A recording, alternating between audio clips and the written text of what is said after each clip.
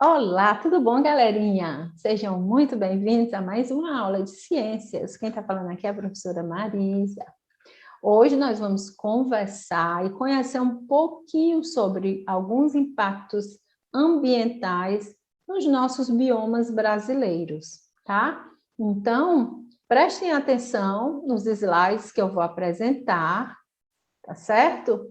Que nós vamos conhecer alguns dos principais impactos brasileiros nos nossos biomas.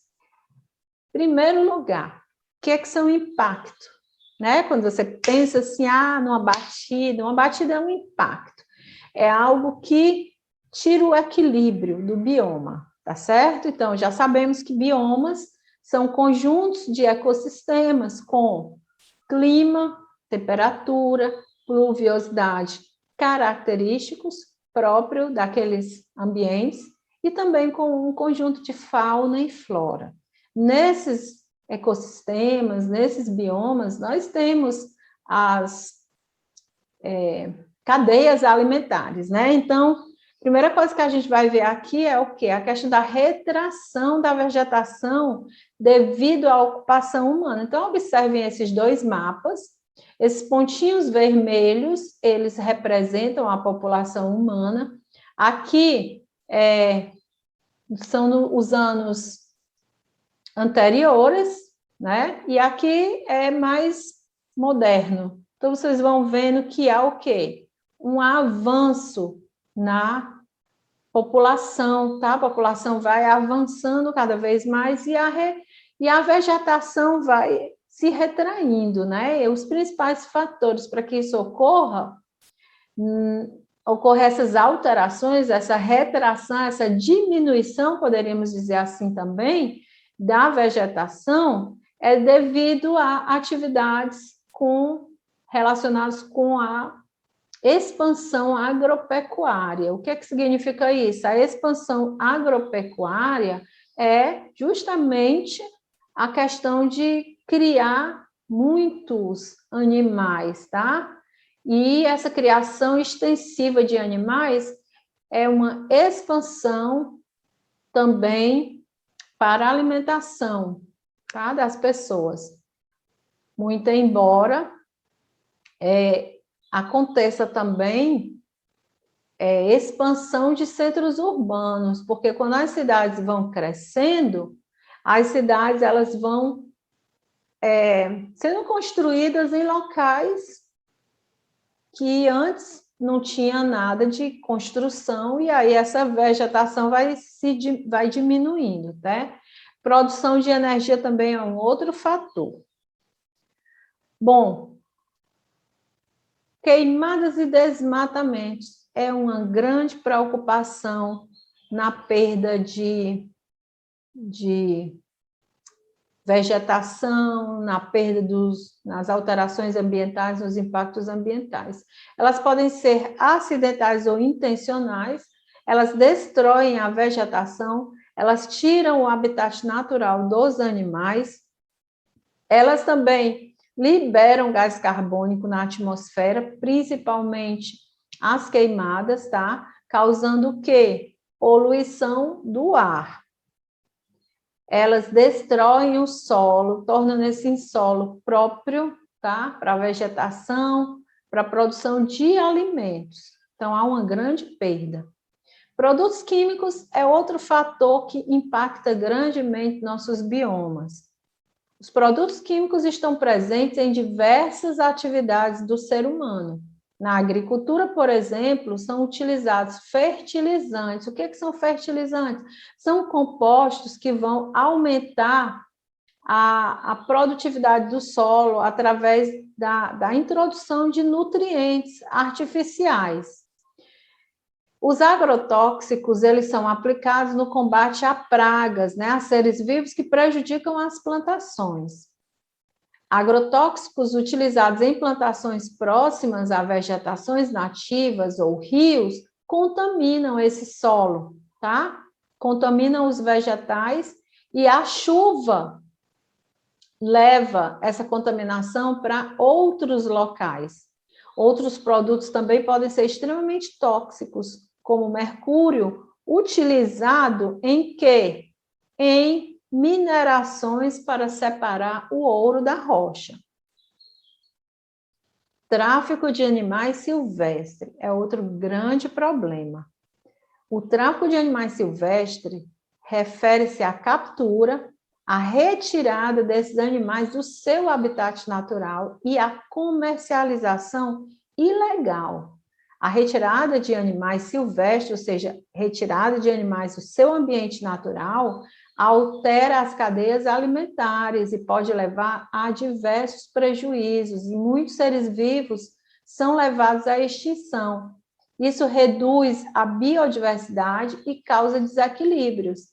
A retirada de animais dispersores de frutos e de sementes afeta também a produção das plantações.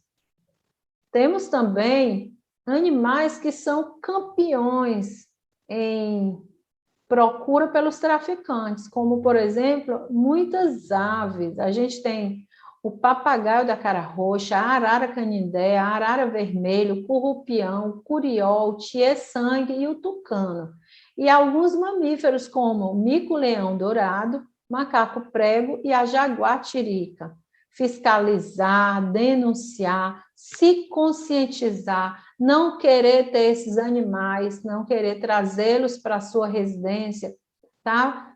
Tudo isso faz com que essas práticas criminosas sejam reduzidas. Resíduos sólidos é o que a gente conhece popularmente como lixo, tá? São materiais que são descartados, com os quais nós não precisamos mais, tá? Então, elas podem ser descartados das casas, dos comércios, indústrias, hospitais, etc.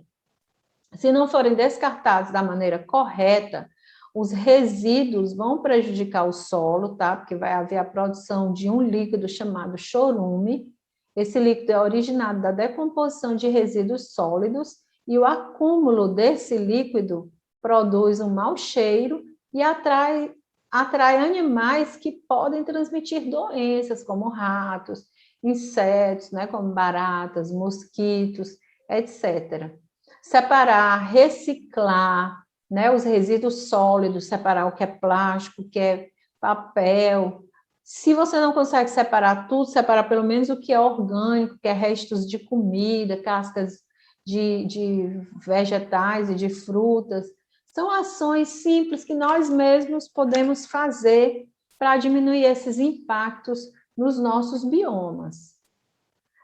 Desertificação. A desertificação é um processo de transformação de uma determinada região em um deserto. Um deserto é uma região que antes ela era verdinha, ela fazia produções e aí ela passa a ser estéril, ela não produz mais, né, nada. Ela ocorre em algumas regiões de baixa umidade, regiões áridas e semiáridas.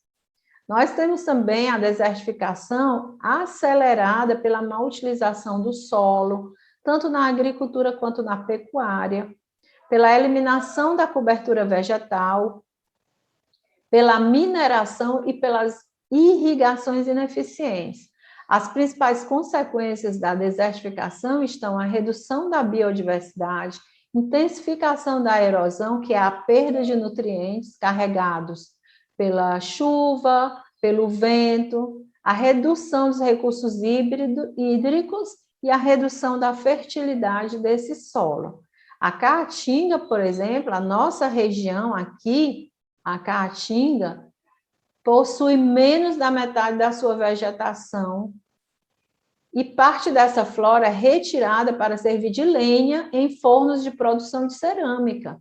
Em alguns locais, o processo de desertificação é acelerado, o que prejudica o desenvolvimento das plantas e obriga muitos animais a migrarem. Isso causa desequilíbrio nas cadeias alimentares, alagamentos e poluição do ar. Esses dois processos estão relacionados, entre outros fatores, com a produção da energia elétrica. Aqui no Brasil, a maior parte da energia elétrica é originada de hidrelétricas. Para o funcionamento dessas usinas, grandes áreas são alagadas, o que acarreta a perda da flora e a migração da fauna, gerando alterações nas cadeias alimentares. Os seres humanos também são afetados, pois são obrigados a procurar outros locais para viver, causando impactos em outras regiões naturais. Outra fonte de produção de energia elétrica aqui no Brasil é a termoelétrica, que emite grande quantidade de gases poluentes na atmosfera, contaminando o ar e também a água, gerando problemas para a respiração dos seres vivos, incluindo nós, seres humanos. Então, pessoal, nós vamos encerrar por aqui, tá? Qualquer dúvida que vocês tiverem, falem comigo, podem me perguntar, tá? Vocês podem me encontrar. Quem é meu aluno me encontra no meu WhatsApp privado.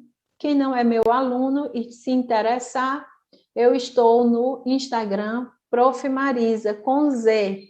Então, aguardo vocês na próxima aula. Um grande beijo e abraço a todos.